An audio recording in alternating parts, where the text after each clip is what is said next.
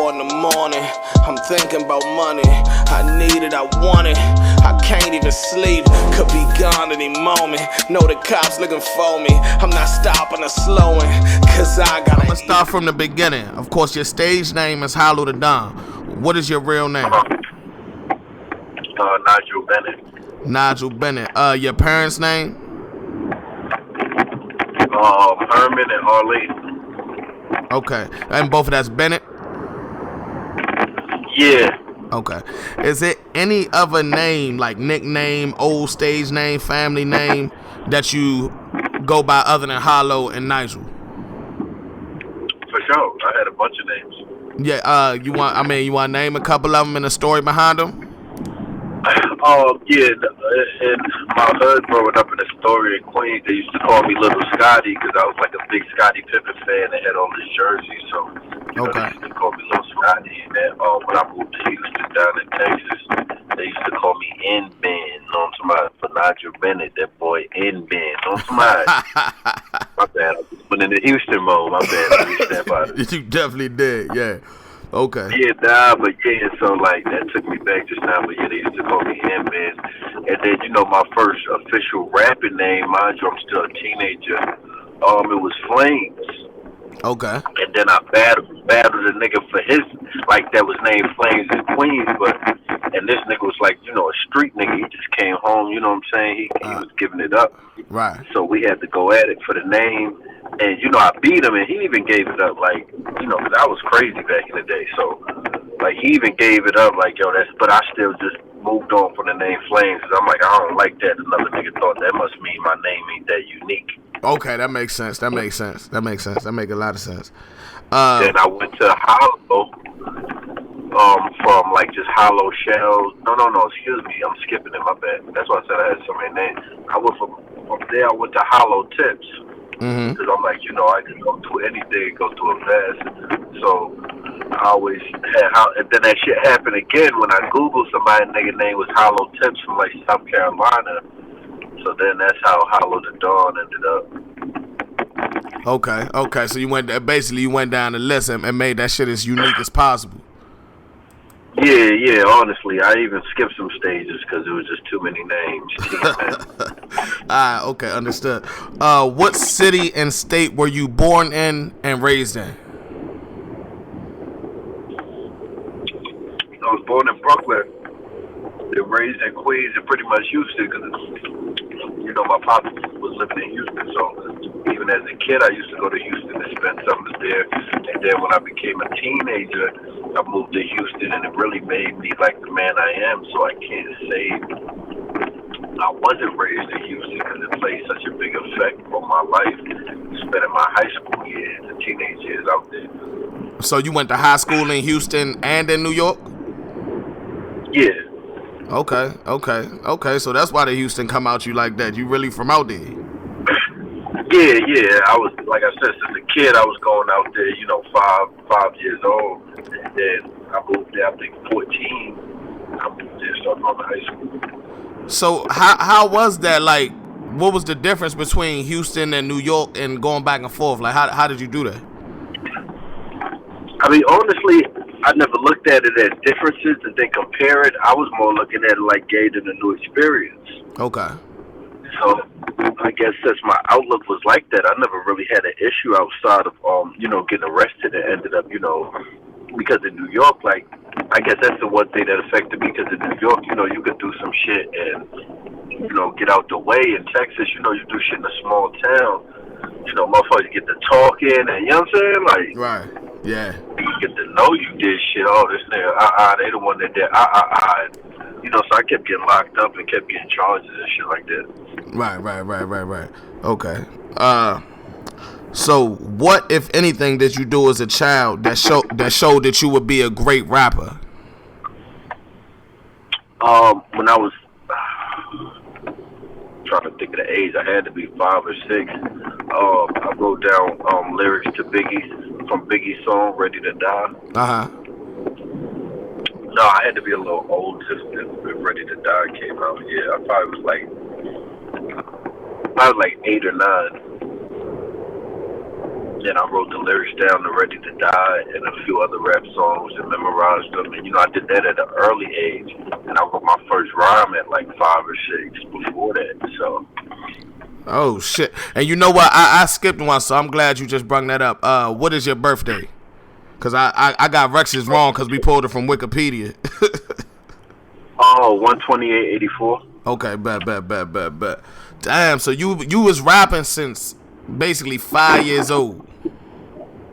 No, I wasn't. I just wrote my first rhyme at 5, but I wasn't. Like, I liked it. Me and my best friend that you always see behind me, like, giving me 5, my nigga Friday. Me and him wrote a rhyme together. And I always liked his shit, and I always remember his shit, and I wasn't really confident in my shit, so I didn't continue writing after that. You know what I'm saying? Yeah. Okay. So I wrote my first rhyme. So you retired. You retired at 5, and then got. Nigga stupid. Okay. Never died. So, how were you in school, like academic and behavior wise? Academic, I was always doing very well, just because the schoolwork seemed very easy to me. It seemed, I guess I was advanced, but I didn't utilize myself because of the behavior, because I was like class clown and joking, and really didn't. I feel like that's anybody that's advanced, not book smart wise, but just advanced mentally wise. Mm-hmm. Like, if you feel like, yo, this is below, like, you're gonna get distracted easily. And, so I was always good academic wise and stuff like that. Like, I still even know all the state capitals to today and shit like that. So. Okay. How was your relationship with your parents coming up? Well, it was always amazing with my mom. Obviously, it's damn near like the same story. A lot of people, but my pops was around. But like I said, he was in Houston. Oh, one second. My pops was around, but like I said, he was in Houston.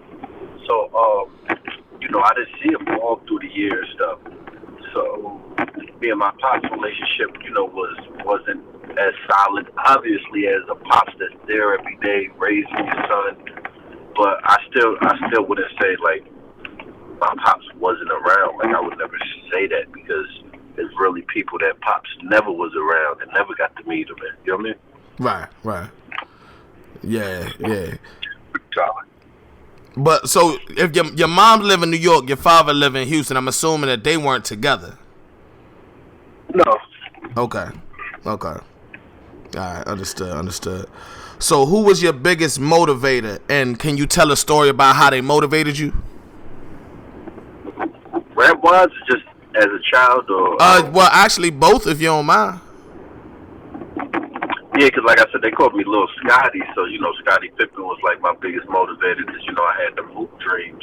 Oh, okay, I was out there, you know what I mean? Yeah, by the time I got, let me think, in my bag of, like, really writing and cooking up like that, my biggest motivators was, like, my homies that would hype me up, take me to certain hoods to battle, like, my nigga Friday, Dutch, my nigga Monstar, all Queens niggas, you know what I'm saying? Right. So so you basically was motivated by people believing in you almost.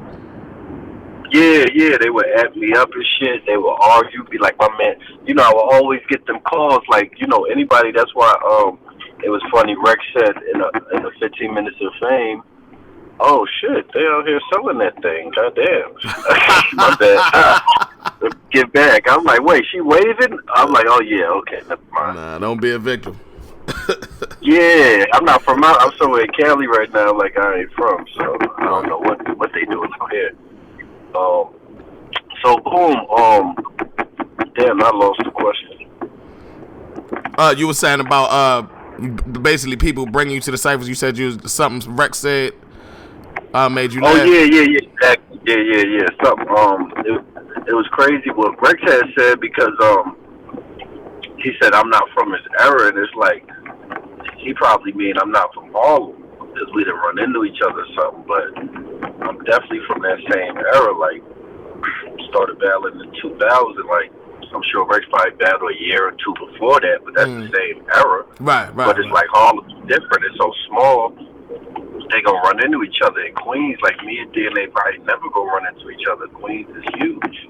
Okay. Brooklyn is huge. You feel me? Same thing with Brooklyn. So, but off camera, like, yeah, we really got it in. Like, we really got it in. So did you cause the Harlem cipher stories really they real popular, but wasn't any ciphers that you were involved in that might have some some big names in it that might make motherfuckers be surprised and shit?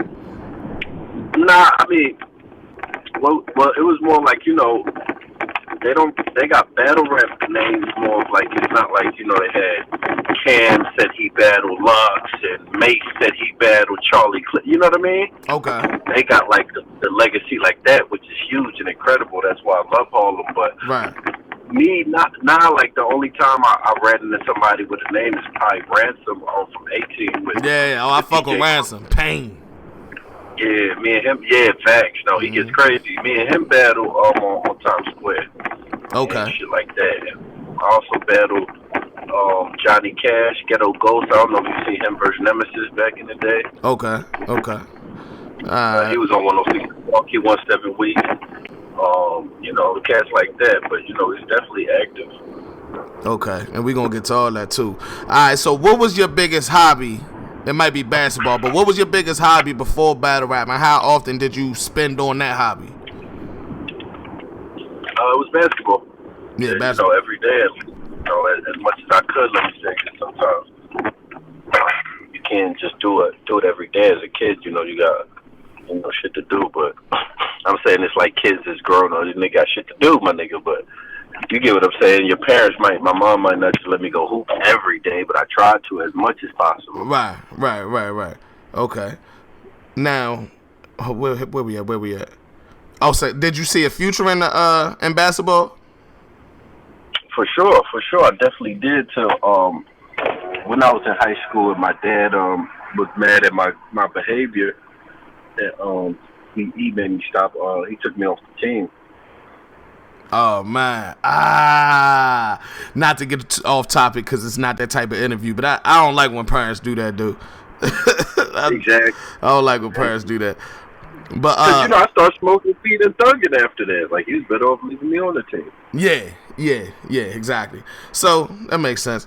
Did you rap before battle rap, like just regular rap? 100%. Okay. I got a mixtape on that Piff. It's under just Hollow, not Hollow the Dawn. It's under just Hollow. NY to Houston. I dropped that in 2006. Can we get a link to that?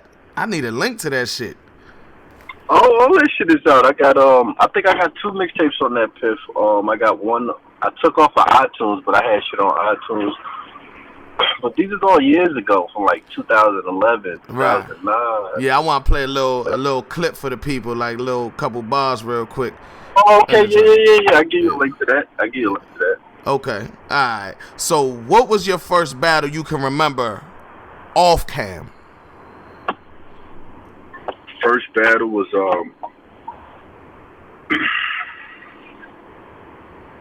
yeah, I guess say remember is the best way to put it, because I feel like this ain't the first one, but this the one that's most memorable at the beginning. You feel me? Right.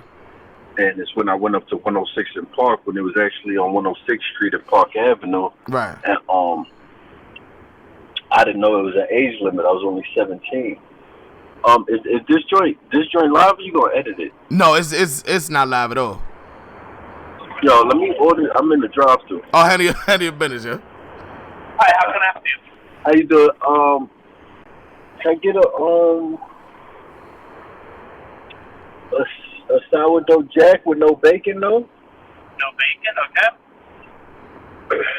And Just by itself?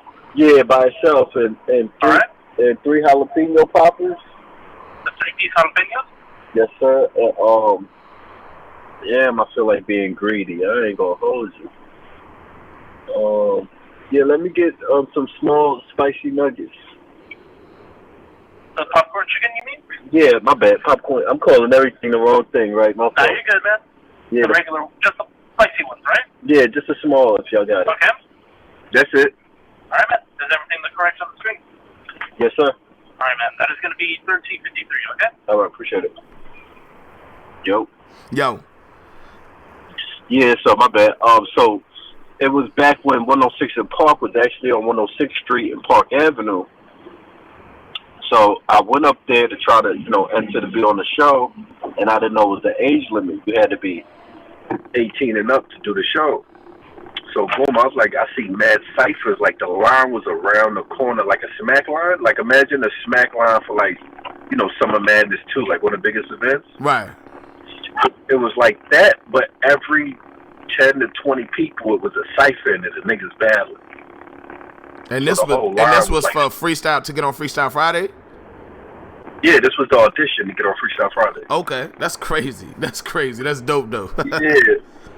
So I'm just walking down the line, like seeing like watching niggas go crazy and just seeing which one I want to hop in. So I end up hopping in one, doing my numbers, knocking out like 2-3 niggas. Then I'm like, all right, because I didn't go to the crazy one at first. I'm like, let me, get in there a little bit. Right. So I went in one of them ciphers that wasn't too crazy, and I watched a few niggas. So I got my confidence up. I went to the crazy one where they was betting money. Mm. And a couple dollars, because niggas is battling like, once they get a nigga out of there one round, he can win $2. Who's next? That was 30 seconds. You know what I'm saying? Yeah. So I go there, I put up my money, and I'm just like, bro, this nigga went so crazy on me. I guess it's more of my first loss rather than my first battle, let me say. Because this stuck out. Obviously, if I'm washing niggas all day, it's not that memorable. No bullshit. Nah, but that's still crazy. That's a crazy story right there. Yeah, because I watched niggas like, I remember battling before that in the Story of Projects, but it wasn't competition. So, boom, I run into this nigga, and he starts freestyling. I remember him saying something about, I got baby teeth. And them niggas went crazy. So I was so shook, I went straight to a written, and they was calling me out like, it's written! It's written! You know what I'm saying? Yeah. Niggas used to do that quick back in the day. Yeah, there wasn't like niggas wasn't spitting written. It was the fact of at least say one thing. Yeah, you know what I'm saying? That's a freestyle to make it. And I went straight to a written, like straight, like this was my album. Like I ain't gonna lie. So yeah, that was the first loss I would say that, because obviously that stuck out. Because I remember taking that long walk. Like that's what made me run today, because I walked to the train. And, they was betting for $1. I only had, I think, $7 to my name. I'm 17. And I accidentally gave a nigga a $5. I was hot. Nigga, I had $2 left. I'm sitting there like, what the fuck? Hell yeah. I got smoked, and I accidentally gave him a $5. So, I was that nervous, though. That's what's up, though, man. But at least you keeping it real about it. See, that, coming from humble beginnings, man, people could respect that and relate to that. You feel me? Nah, facts. I went dolo. I went up there dolo, like, you know what I'm saying? And, I had to take that L in that long walk. And when I went on 106, they ain't see me lose, right? You feel me? Right. I went up there and got crazy. So, you said that you were 17 at the time. So did you have to do another audition after that, like when you turned 18? I did one when I turned 19. Ended up getting locked up, extradited to Houston, missed it, and had to go back again 2 years later. How much? It's going to be 1353. All right. Oh, okay. So when we saw you on, okay, but I'm gonna get to 106, so I ain't even gonna rush that. Okay. So that's fire though. That's what's up. All right. So what was your first battle on camera that you could remember? On camera was. There's about 6 and 47 is the same. Okay. Thank you. Just ransom on that. Yeah, that's good. You good to go? That's a good question. Trying to think on camera.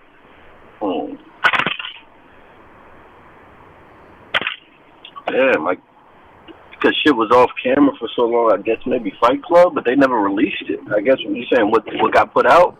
Yeah. Well, when you remember seeing cameras and feeling like, okay, this is about to go somewhere. Like people gonna see this shit.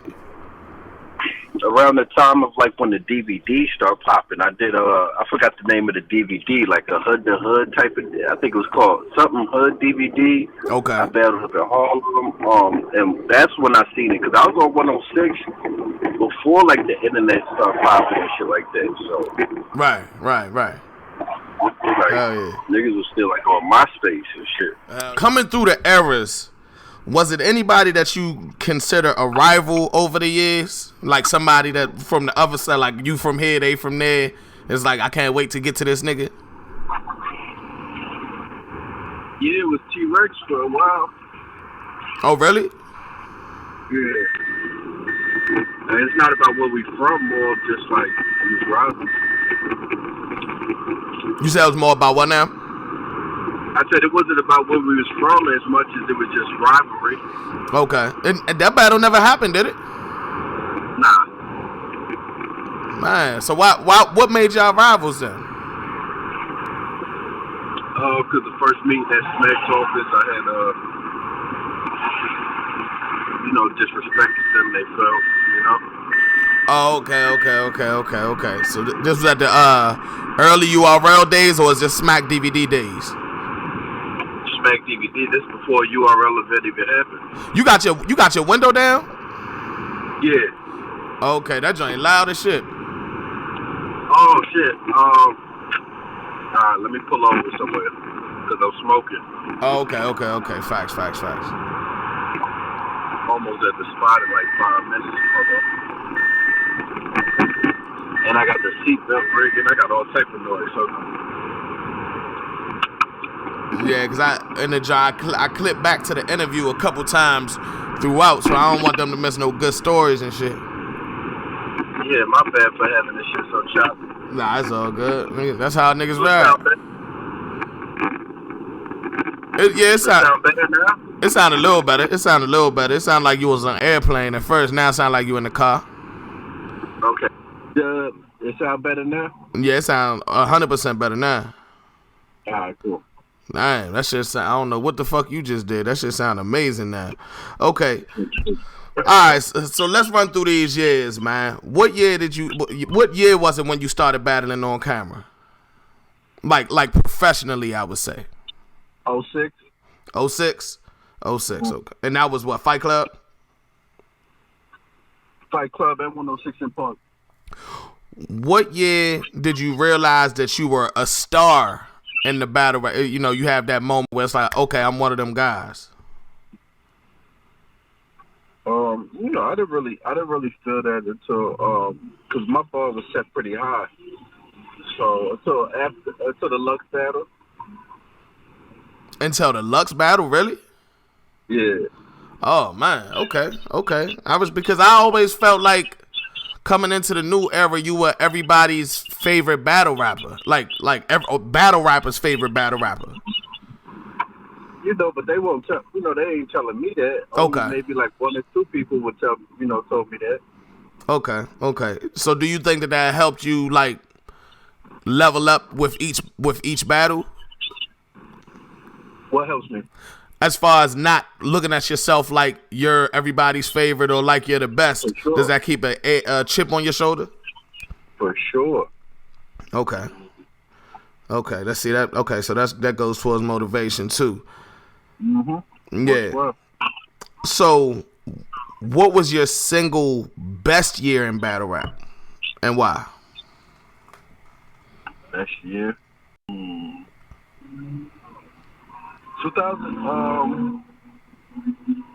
What year was that? I think that was 2009. 2009 grind time era. Yeah, because I battled Passwords and Awkwords and L Mac and A Verb all like in a few months span. Okay. And what do you feel like your worst year in battle rap was? I don't have a worst year. Every year's blessed. Okay, there's nothing wrong with that. I respect that. Well, how about this? What do you think that your proudest moment in battle rap was? Like when you look back, you can say, I did that right there. Maybe the surprise battle with me and Disaster. And I just watched that waiting for this interview. I literally just watched that. Yeah. So what? But that's crazy. What would make that the over, especially over a battle like you and Lux? What would make that the standout moment? It was just a surprise, you know what I mean? It was unexpected. It was just a moment in time where, you know, fans are getting this pretty much for free. This is like an extra dessert. Yeah. Almost like LeBron coming out at the fucking slam dunk contest. Like, what, word? Yeah. We're getting that? Yeah. Didn't expect that. Yeah, I remember. As a fan, I remember looking at that pay-per-view, and when that popped up, first thing I said, I tweeted it out. I said, I know for a fact this is a one-rounder. There's no way they're going to give us just 3 rounds for free. It's no way. This is too big. Okay. I respect that. What do you feel like was your most important win and why over the course of your career? But, you know, it's really no wins and losses. If we got to say wins, I would have to go to 106 in Park, because that's the only thing that's really judged. I could call a win. Okay. You and Joe was judged too, though, right? Yeah. Okay. But I would have put that up there. I would put some of my 106 in Park wins more important, because I would be where I'm at if it was because of that. If I still battled Joe, you know, I still would be respected in the battle world, you know what I mean? Right. Understood. But, you know, shit is important, because sometimes you got to sacrifice something, or sometimes you got to prove something. So, you know, if you want to say most important battles, I would just go back to the Lux battle again, because that was very important for my career. Okay. Yeah, I remember that whole shit. Like that whole rollout was amazing, man. You kept calling them old head. Then after y'all battle, you was like, I'm older than this nigga. I said this. Hey, yo, he trolled the whole motherfucking culture for years. Yeah, that's funny, right? Yeah, hell yeah. So, I know you said there's really no wins and losses, but what do you feel like your most important loss was? Like, you know, you said you had to take that long walk that one time, like things like that. Us? Why is that? You know, it taught me a valuable lesson. Losses are always important in life. Losses only don't work well with people who aren't admitting the loss or willing to admit they did something wrong. So, you know, when I took that, you know, I learned a valuable lesson in that. So it was amazing for me. Okay, that makes sense. Okay, so we got, how has battling affected your real life, both positive and negative? Well, I guess in a negative way, it's made me pretty blunt, you know, to people. And I got to remember, you know, some people aren't willing to hear the truth, or some people, you know, don't live in a reality where they want to know, you know, they rather live in whatever, you know, world or the zone they're in. So it made me real blunt to a degree. I was like, damn, okay, maybe this is battle rap doing this, because I'll be telling people what it is. And then, you know, obviously the positive you see, man, there's so many positives, from financial to keeping me busy, out of trouble, keep something to focus on. You know, that's one thing dope about being an artist, is like, it's a release. So, like, being stressed is always keeps your mind on that. So you don't be sitting here thinking about any issues or worries. You know what I mean? Yeah, 100%. So now we're going to flip that question. How has your real life affected you as a battler? You know what I mean? Because this is about your career, so I don't want you to get too outside of battle rap, but how has certain things in your real life affected you as a battle rapper? A lot of it has, man. A lot of it plays a part. Like, my patience play a part in real life, plays a part in my poise up on stage. You know, stuff I've been through in life is the reason why, you know, I'm able to keep that poise and not overreact. Because, you know, regardless of how much, you know, what people think about me, you know, I've been in situations and I've been in certain stuff where I've battled under certain circumstances where it ain't all sweet. So right. So I noticed, it's kind of off board real quick, but I noticed you just said no matter what people think about you. Like, do you think it's a certain stigma on you or something? And if so, why do you think that? No, it's not a stigma, but I'm just saying, like, it's a stigma with anybody like me who, you know, like, I do a lot of jokes, you know. I'm like, I do certain stuff outside the box. It's not normal, some of the stuff I do, so it's not looked at as cool or like street or in the know. So, you might overlook or underestimate me, which, is perfect because it puts me in a position where I can see people's hands most of the time. Right. Okay. And that's a question. I'm gonna skip to that real quick just because you just gave me a segue. What makes you so fearless to try new things and be creative like that and not worry about, if people might judge you or look at you a certain way? It's just an understanding. I had to come to understanding of, the best way I could put it is, we're all image conscious to a certain degree. We all have an image consciousness, whether it's our family, whether it's the public. And I got to a point of realizing that and having an understanding of that, so it's easier for me to be like, you know what? Let me break this down. Fuck getting a haircut. Fuck if I wore this hat yesterday. Fuck it, because I remember them thoughts I used to have when I was super image. Damn, I can't put this hat on. Damn, I got to get a haircut. They going to the club. Damn, these shoes is old. I got to get some new shoes because these niggas got money. Like, all that image consciousness, I really had to break that down, and that helped me with battle rap. Right, yeah. Okay, so question.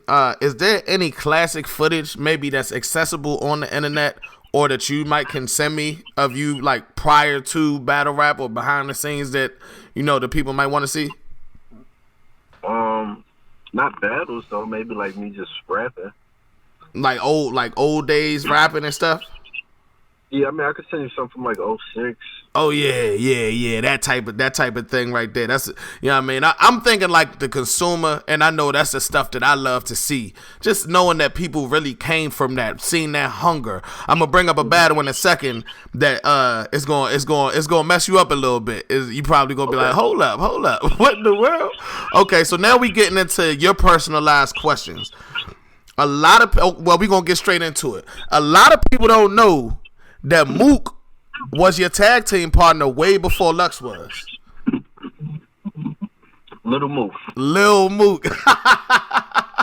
Yeah, Lil Mook. I was watching some footage from Hollow and Lil Mook, and I was like, wow. That's hilarious. Yeah, so I thought that was funny that you with a dude named Mook way back then. Yeah, they don't know I'm already experienced in the 2-on-2. Yeah, so can you tell us about the WRCs and like Jump Off TV and that whole era? Well, that was pretty much right after right after 106 in Park. So, they said, yo, you got to buy in this tournament and you got a chance to win $25,000. I'm coming from 106 in Park, and at this time, you got to battle to win money. It's not you just battle and get money at this time. Right. So that sounded good to me, but I didn't really have no partner in Houston that I felt. So I just grabbed my homeboy that I used to always freestyle with, but he's not a battle rapper. Right. But he's called freestyle if we just freestyle it. So, I really, I don't know. Everything, I don't regret anything. You know what I mean? So I can't say it was a bad decision, but I don't regret it. You know what I mean? Okay, so y'all went through the tournament. Y'all didn't end up winning the tournament, though. Y'all won the battle that I watched. I watched y'all against some racist Chinese dude. Yeah. They was mad racist and that shit. No, we won a bunch of battles, but it was a tournament. You got to, battle a bunch of times, and whoever wins at the end, carries on. Now, is this one of the joints that Ilmac and Thesaurus were a part of? Yeah, they won. They won that year. Okay. So salute to them. Hopefully, I could get them. I want to do a legend episode on both of them one day. Sure. Yeah. So that's awesome. That the jump off the whole WRC. I don't know what happened to that. You also won BET Freestyle Friday. Now, especially knowing a couple years prior, because I didn't realize that. How did it feel to go up there and win the whole thing? Man, it was an amazing feeling, bro, because of what I went through. I said earlier, I originally went up there at 17, and, they said I was too young, so I had to go back, I think at 19 I went back when they had another one. I ended up making it, but when you make it, you don't know till like 8 months later. You know, they send about 6 to 8 months. They'll send a letter to your house and be like, "Yo, you made it. We'll call you and let you know what week to come on." Right. And by the time that letter came to my house, I was already. Hold on one second. By the time that letter came to my house, I was already in prison in Texas. I got extradited from New York because I was on a run. So, you know, I used to show off that letter in there. Like, I was supposed to be... Well, first, you know, I was telling people, I was like, fuck out of here. Everybody acts like they could rap. And I had my mom send me the letter. So I used to show the letter off. Like, look, I was supposed to be on... Right. You know what I mean? So, of course. When I got out, about a year and a half later, I went back and did it again. That was probably like 2005. I went back and did it again, and I ended up being on there in 2006.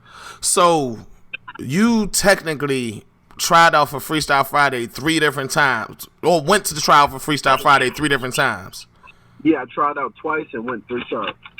That's crazy. Okay, so it was meant to, so do you feel like it was meant to be for you to take them 7 weeks in a row? For sure. Yeah, I manifested it. That's fire. That's fire. I gotta salute that, because a lot of people would have gave up on that. Now, after winning Freestyle Friday, what changed for you? Say it again? I said after winning Freestyle Friday, what changed for you? It was just a lot of notoriety, because at that time, it was towards the end where like they had signed Sonny, they had signed Jen. A few people got signed and didn't work out. Hold on one second.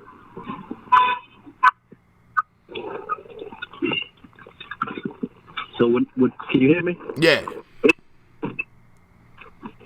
So when I did it was much harder to get a deal because a couple cats blew it. From Poster Boy to Jen to who else? Sonny.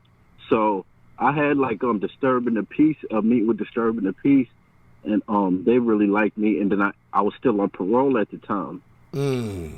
So he was sending me stuff, and you know I didn't know how to email and all that. Like I'm fresh out of prison, so I didn't get him till like I didn't see it till like months later, and then I seen they signed Sirius Jones.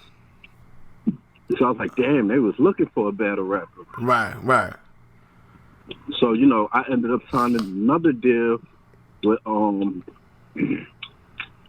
how the fuck I forget the name. But, you know, they had a distribution through Universal. And that deal ended up turning into a drug deal. Hold on. What do you mean by that?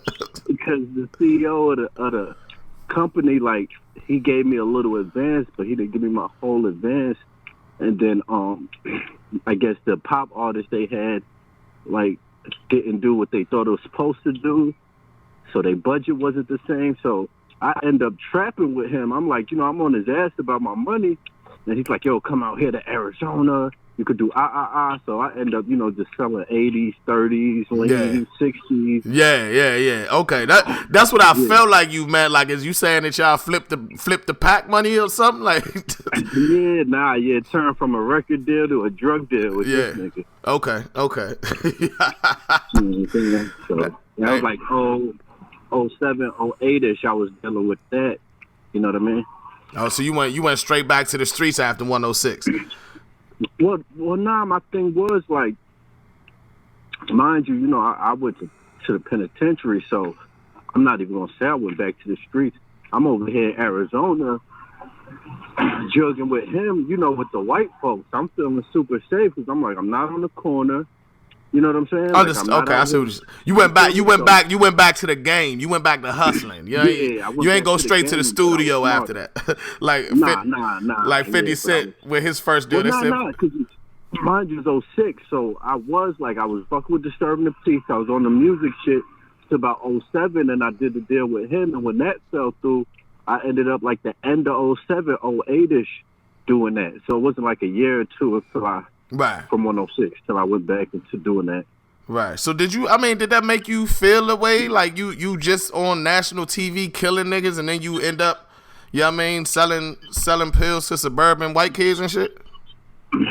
I ain't gonna lie, I was getting so much money I couldn't feel away butt hats. They give me $80 for one pill. Like, Okay. this is like '07, like with the auctions is like crazy. Okay. I respect it. So, I respect and, it. you know, I didn't have high expectations from 106 anyway, except to accomplish that. I didn't really expect to get a record deal. Because like I said, I seen the behavior of like what was going on. I knew like, oh, it ain't what it used to be. Right. Okay. So I didn't expect like to blow up and get a record deal. Like I didn't have them expectations for that. All right. So from the platforms that you basically rapped on, Freestyle Friday, the WRCs, these are basically they based around freestyle. They based around freestyling. Would you say that's what made you gave you the game to freestyle early in advance? No, because not everybody went up there and freestyle. Like some people went up there and spit writtens, and I think that was more my being intrigued with freestyling and me just doing that like in my neighborhood before it was a thing, you know. So you got the you kind of honed your freestyling ability back at home before even hitting the road. Okay. Well, I would say what had a big influence on my freestyle was moving to Houston. Because in New York, it was more of a like, hey, your verse ready, you writing. And Houston, like it was all freestyle off the head. So in high school, I used to do that all day in Houston. Okay. Did they call you New York out in Houston? Yeah. At first, until I was like family, and then it was like this damn band, like. Yeah, I know how that shit go. When you move to a new town, they just call you where you from, like you ain't got a name and shit. Exactly. Yeah. All right. So let's talk about Fight Club. That's a room that I always wanted to know what it feels like to be in. What does it feel like to be in that room in that environment? Oh man, Fight Club was beautiful back then. It was very exclusive, so it wasn't like jam packed. No matter how many. Hold on one second.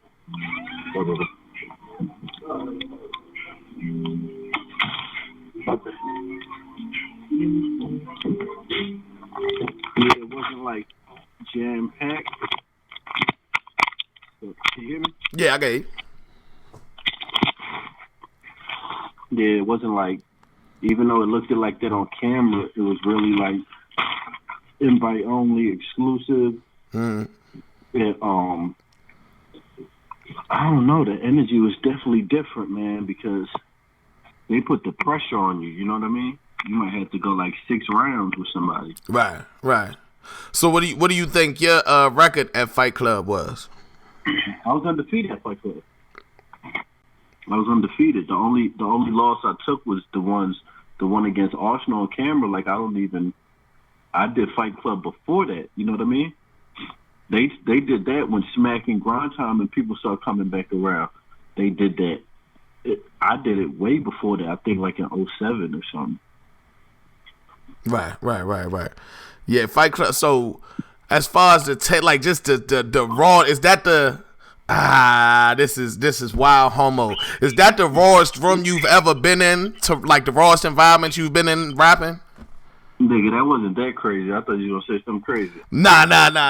But it felt like it was about to come out. Let me think. I don't know. To this day, I still feel like me versus Verb. That was like the rawest room I've ever rapped in. Maybe because I was outside. All right, well, shit, you right with it because that's the next question. You traveled to St. Louis to battle A Verb. First of all, what type of hunger did you have to do something like that?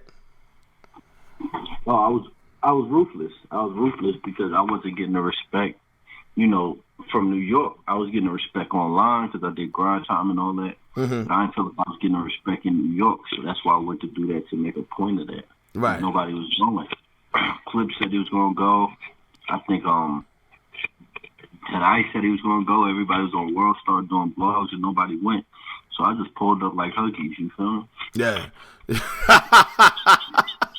He was saying some wild. It was just you and what, Rich Dollars, right? Yeah, just me and Rich. So I didn't even know Rich. Did you go out there feeling like you were representing New York, or did you go out there kind of despite the New York MCs who wasn't trying to do it? No. Yeah, I was going out there to rep for the city. Okay. Okay. And so how do you feel like it turned out? Oh, it's amazing. I feel like me and Verb is like the internet era. That's like Lux and Mook first battle. It's just Right. like a super underground battle that you gotta know to really know that battle. You know what I mean? Yeah, 100%. And I actually just looked at it on Avocado's watch. He was just looking at it. I was looking at that. So that's fire, man. That battle right there is definitely a classic. It's one of the joints when you getting into battle rap and you trying to see who's who. You date it back to a battle like that to really figure out who's who. For real. Yeah. So you bounce between Houston and New York a lot. You already explained that. Let me skip that one. What's the difference between we'll skip that one. So we got WRC, Freestyle Friday, Fight Club, Grind Time. What other platforms did you rap on before the newer era? I did Beat Street in Brooklyn, which is, was a record store, but they used to always have battles down there. Okay. Why do I feel like I heard of Beat Street? Ain't that a movie or something? It might be. Okay. It might be. Okay. I can't remember the DVDs, my G. I did like two Yeah. DVDs. Like I think Hood to Hood was one of them. So what about what about the Lions then? Was you ever supposed to rap at the Lions then? Yeah, they tried to get me to do that, but it wasn't. The business wasn't all the way right for me. Okay. I wasn't aware it was business back then. I thought it was just we need to hear this. We need to hear this. No, because this was like the beginning of getting paid. Oh yeah, that's a fact. All right. So with all that being said, Hollow the Don came into the new era heavy, in demand. What do you accredit your seemingly already larger than life name to coming into the new era of battle rap? Just carrying the torch. Just like respecting the ones that's going to carry the torch and, showing them love and reaching out and letting them know, like, it's even if it's competition, it's still like I'm here to share information and be as helpful as possible. Yeah, okay, I see what you said. So the OGs respect you and the new niggas respect you. Well, I thought that was the question, like, no, the new era took with me. Well, no. What I was saying was, why do you think you came into the new era so heavily respected? Because, all right, let me try to make it make sense. I was a nigga who fucked with battle rap from the late 90s to about 07, 08, to about 07. And then I stopped caring. I started trapping. I came back to battle rap in like 2011, late 2011. By then, I started hitting. Your name was the name. I'm saying, what do you think, you were the king of grind time and all that. What do you think accredited mostly to your name being larger than life almost? Yours, Clips. It was just certain names that was like up there with Mook now. It was that run, in my opinion, that run of, I did it for the city, went and battled Verb. Then I had the Il Mac battle, went crazy there. Right. And then, passwords and then awkwards and people, they might not remember, like, before World Star was World Star, before DJ Vlad was DJ Vlad, they all used to post battle rap content. They always using battle rap content because they knew how many views we got. So even if people want to say, oh, Hollow the Dawn versus Philly Swain was on Grind Time, the shit had 2 million views on World Star. Right. You know what I mean? So the views might not show when you go back and watch me versus Passwords or Philly Swain might not have 4 million views, but they don't remember it was on World Star. It had 1 million views, Right. So, as you were the king of grind time, we coming into the new era now. What's the transition like from the grind time era to, for lack of a better way to put it, the URL era?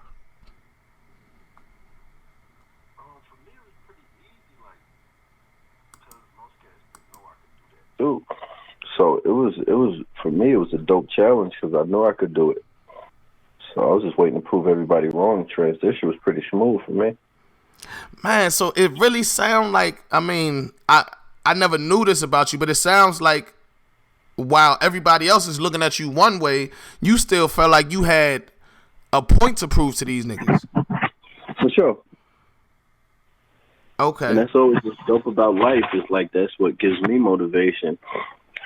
It helps me, you know. I feel like that right now. That's why I believe in like destroy and rebuild. Like, you know, right now I still have a point to prove. And, you know, around like a year or two ago, you know, I didn't. You know, when everybody's saying you're the greatest or you're the GOAT, you know, it's hard to like still have that same drive and passion and push for me, let me say. Right. So I just kept that like that drive, and I got that drive back again. I'm feeling great. You know what I mean? Yeah. Okay, so we're going to get to that towards the end of the jump. At what point does NYB come in, and what's the story behind the crew NYB, the original crew? Well, it was around that first time when I had to meet in that Smack's office. Mav pulled me to the side and he was just like, yo, I rock with you. I got mad love for you. I was like, I appreciate that. And me, him, and Cortez just talked on some regular stuff. And then I think like a week later, maybe like however long it was, Cortez hit me. He was like, yo, niggas want you to be down with the squad. And honestly, you know, I didn't even feel like I could say no because Mav told Smack and them, like, you know, make sure Hollow and Cortez at that meeting from what I was told. And even though I felt like I was going to be on Smack regardless, I still was like, okay, he went out his way, and I don't know why he went out his way to do that because we didn't know each other. You know, I never met Mav, talked to Mav. Okay. And Cortez was like, yeah, Mav said both of us. He went out. So I was kind of like, okay, like, I really can't say no then. Like, okay, so I guess I'm NYB, you know. That's why I put it like that, but I still, you know, as a man, if I felt like that at that point, I should have said something then. I shouldn't be saying this now. So that's why I always feel like it wasn't really clear with me joining NYB. And then, well, let me carry on for the story before I go on to that part. Because, okay. Yeah, Cortez hits me, and then he's like, you know, we want you down with the clique, And so I was like, all right, cool. And then, you know, I end up meeting with Mav, and Mav was like, yeah, we rock with you. And I'm saying, like, but it stands for NY Brooklyn, don't it? Like New York, Brooklyn, and I'm from Queens. Even though I'm born in Brooklyn, I live in Brooklyn now. Like, he's like, nah, I mean a bunch of things. Now you believe, NY Bullies, like, and I was like, all right, cool. So I was like, all right, I'm down. So that's how we ended up rocking together. Right. So did you felt like it was a loyalty for a loyalty almost? Like a favor for a favor. You feel like he looked out for you whether you asked or not. You felt like he looked out for you. So it's like, all right, yeah, I'm gonna show you some love. No. Yeah. Yeah. So it was just like I kind of was like, and I kind of learned that in life. I'm not even sitting here saying like people premeditate this and this is how people move. But I don't know. I look at this sometimes like that person that just like won't let you give them nothing. Be like, nah, I'm cool. Be like, yo, your arm's broken, bro. Huh? I'm gonna fix it. Nah, I'm cool. Like, well, because you know they went through that. They went through somebody that gave them something, and then in turn tried to be like, yo, could you do this for me? Right. And it was something that you felt like, oh, this don't even match up to what you gave me, or I didn't even ask for what you gave me, and now I'm like, you know, so I always felt like being put in those type of positions is always weird, so you should never accept stuff from people you don't know, you don't have a rapport with. So did NYB, did y'all like build anything like as far as, you know, adding steam to y'all movement? Did y'all do any cards together? Anything like that? Nah, after I'm trying to remember because it was the Big T battle. After that, I battled Big T, and then Math battled T-Rex. No, Math battled T-Rex. I battled Big T. Okay, so boom, yeah, I battled Big T, and on Cortez battled Hitman, right. And then the next called Math battled A-Verb. So yeah, we never did good battles together. Okay, all right. Well, we could not dwell on that. Do you not feel like that's a big part of your story? Because from the outside looking in, NYB was a crew for some years. Yeah, I mean, it just seemed like y'all was just. It seemed like it was a deeper than rap type of crew. Like y'all had a certain type of bond. No, I don't. I'm not saying it's not a big part of my story. I'm just saying I feel like that's the perception, and I've never said that. You know, I've never stated that. And the way I feel has never really been put out there or really been documented. So it's really just, you know, people saying that from hearing other people saying it, or maybe hearing Mav saying it. But Right. you know, I'm not here to argue against that, because if that's how he feels, I can't argue against that. But, Right. you know, I've never really stated how I feel, because it's a lot of negative connotation with it. It's a lot of stuff that, you know, made me fall back and made me feel like, you know, this is not what I represent and this is not how I move. Right. Okay. Well, we can move off that. I just, you know, we gotta touch on everything. So No, it's all good. So through all of this, you were having legal issues like back to back. It seemingly. How did you manage to still get your name so big while in and out of court and in and out of jail? I mean, unfortunately, you know, that's hip hop, bro. Like, it's almost idolized when you know, if you go to jail or get shot. You know, That's a good point. That's a good point. yeah, that's how it is. So it was like helping me, like, the free hollow, free hollow is like promotion. Yeah. And, you know, I didn't, you know, plan this, and I didn't know that's how I was going to play, but, you know, that's how I played after, like you said, around Summer Madness, too, because since I was in there locked up, everybody said my name. Everybody said Free Hollow at every battle. You know, that just made people be like, who's Hollow? It made it even more bigger. That's exactly what I was about to say. How did it feel to miss Summer Madness, too? Because you were supposed to battle Lux then, right? Yeah, they didn't know I wasn't going to do it. They thought I was going to do it. I wasn't doing it. You weren't going to battle Lux at Summer Madness? Mm-mm. Why is that? Because I refused to battle Lux on this comeback. I knew he was unbeatable on this comeback. Oh, okay. Well, how did it feel missing Summer Madness 2 in general? Man, it was crazy because I'm getting letters, I'm getting all this fan mail, and all of them are explaining, like, what's going on. And to be honest with you, bro, when I'm in there, from what was being explained, I thought Rex had the performance. You know, people still say he did, but I thought Rex stole the show, and Rex had the most memorable. Like, I wasn't even thinking about, like, people weren't even pointing out how crazy Lux went in that third round, honestly. Right. So can you speak on any of your cases and how long they took you from your mission? Like, what was the longest bit you had to, sit out? The longest one was a year and a half in Texas, around the time where I told you I was doing the 106 in Park. Mm-hmm. But that time of Summer Madness 2, as you know, I don't know if you wanted to know, like, details, but, you know, that was, like, burglary, habitation, and robbery.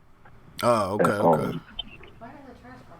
And then Summer Madness 2, I had, the funny part is, I literally just had a DUI in Pennsylvania. And Pennsylvania does some weird stuff where they set people up, where if you're from out of town, they'll put you on probation, and you thinking, you know, they're like, I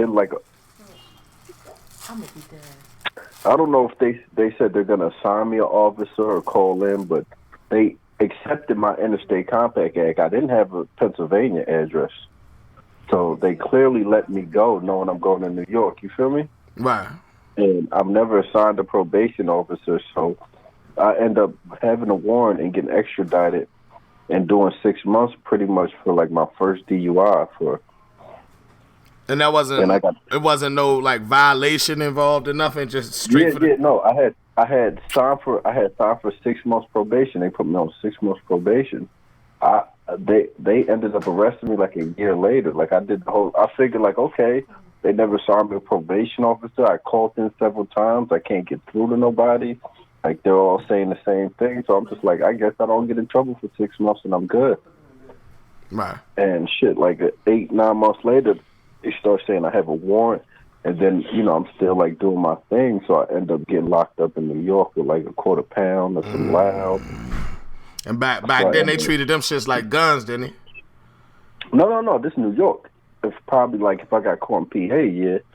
But New York, nah, they ain't tripping. That's New York was on that like crack. If you got caught with crack, Oh, they okay. I thought New York was try to buckle down on weed too. No, I was good on the tree. I had a quarter pound. They gave me like 30, 45 days. Right. Something light. But it was the shit of me getting extradited to Pennsylvania, and luckily, while I was doing them 30 days, you know, I signed for them to extradite me. So pretty much when I got done, they was there to extradite me, and I sat down for 6 months, and that's when Most Summer Madness 2 happened. So I pretty much got 6 months for my first DUI for not knowing the law. Damn, that's crazy. I got 3 DUIs. I ain't did a day in jail for none of them bitches, man. I had to go to a rehab for 4 months though. Well, that's like jail. It's damn near jail. You right. You right. But I got to get out 8 hours a day though, so it's cool. But my shit was for weed. I don't even be really drinking. My shit was for weed. You got a DUI for weed? Pennsylvania, just me like thinking it's no big deal because in New York it ain't a big deal. And I was just like, yeah, I smoked earlier, and them niggas locked me up. That's crazy. That's that Commonwealth shit. That's that Commonwealth shit. Okay, so how did I know you said you use Rex as your rivalry, but once again from the outside looking in, I would consider Lux your biggest rivalry to date. Mm-hmm. How did you and Lux's rivalry start? It pretty much started with, I don't know if you've ever seen this video, but it was back in the Fight Club days where I was undefeated, and I was telling them niggas like, yo, all these niggas be coming up here and y'all keep feeding me this mile-ass competition. Like, what's up with y'all? Okay. And it was like, yo, you got to call one of these niggas out. So, you know, I do a video up there calling out Mook and Lux. And, you know, that never came about nothing.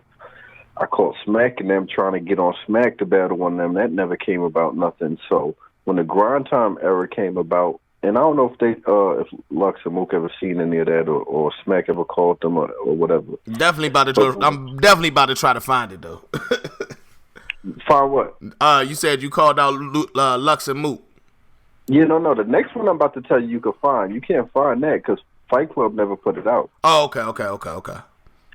So boom, I'm doing Grind Time, and then Fight Club comes back around.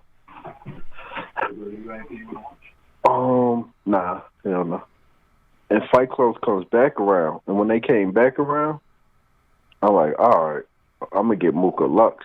So they like, they talking about Remedy and Hitman Holla and all this stuff. So I'm like, all right.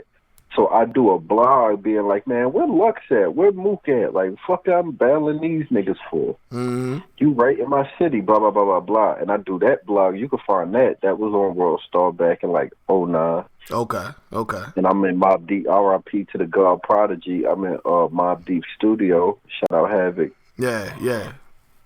And I'm just recording and shit, and I'm just talking my shit. And that's where it started, but Lux never acknowledged me, like, that was 2009. I did the Fight Club. I'm running through niggas. He might have felt like, get your weight up, little nigga.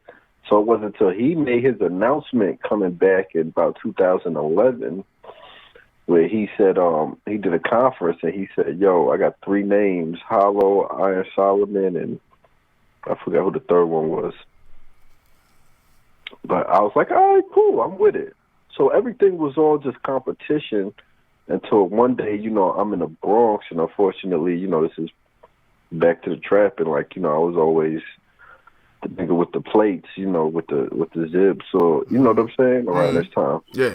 So his brother, 12, used to come, you know, cop up from me in the Bronx. So I'm cool with him, like, you know, just on that type tip, and then I end up hopping on one of his songs. He one day like, come to the studio, hop on my shit.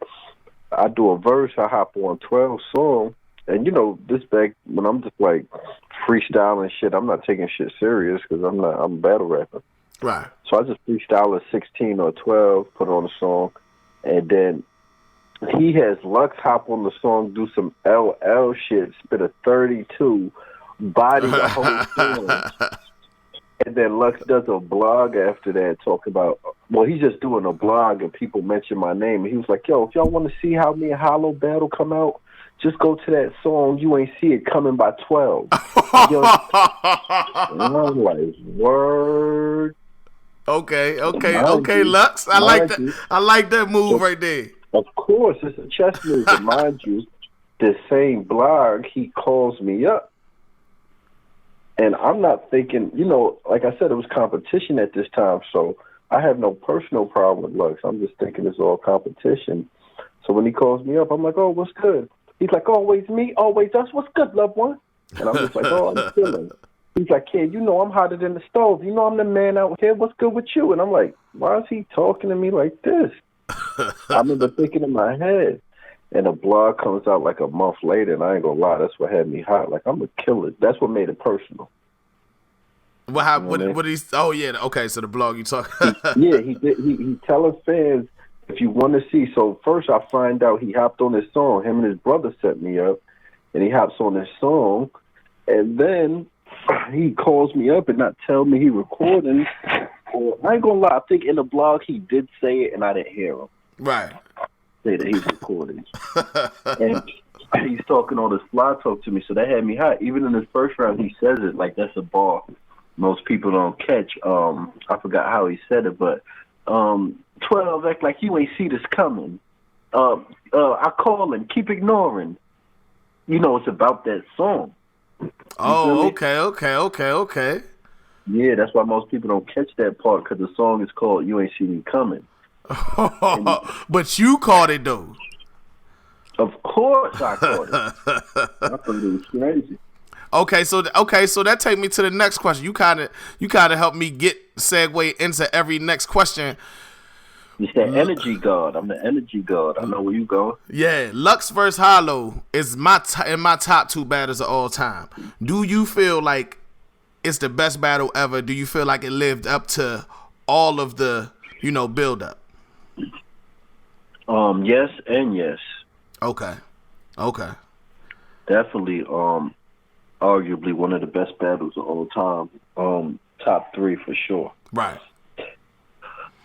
What would you put up there with it? Verb and hit. Mm-hmm. That's the only one I could think of, bro. That's my number 1 and 2 right there. Yeah, me too. And then I don't know. I don't know.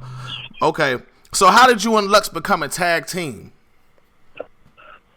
I mean, he just seen me and said, "Man, go find out about that thing." Lux talking the code like shit, don't he?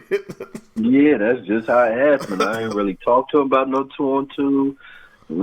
I see him at the values. He walked by me, say, "Yo, no, go see about that thing." And I was like, all right. I just ignored him. I was just like, all right, bro.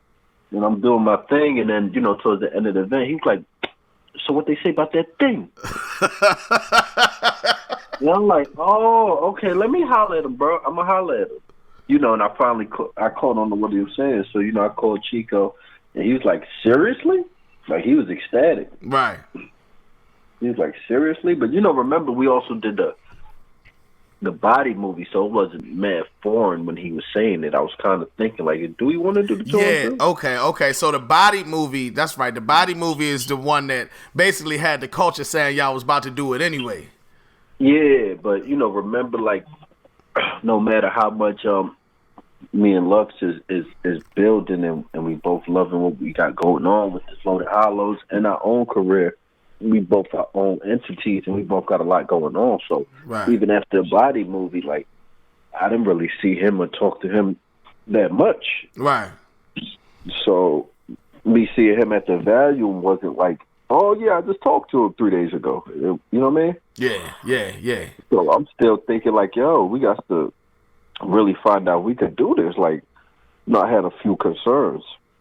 Yeah. So. And once again, y'all put on a fucking classic performance. Y'all did it versus each other, and y'all did it standing next to each other. I got to commend y'all on that, man. That's crazy, right? That's crazy. Yeah. So, you know what? While I say that, so the Hitman and John, maybe that's the type of thing, like when niggas go through a real war and put on a classic for the people, that it, Sure. that, I mean, that does show people how, show each other the game tapes and all that. So DNA K-Shine, another one. that, you know what? Well, DNA and K-Shine wasn't a classic, but that's a great, that's a, they're a great tag I'm thinking team. more of a classic K-Shine performance on it. Yeah, Shine got that one clear, and then they put the beat on in that one. So, but shout out to them niggas. I fuck with them for sure. So you were early on to the branding thing. How did you know how important that was way back then? Like you changed 3 outfits when you battled Hitman. Like how did you know that? How did you foresee that?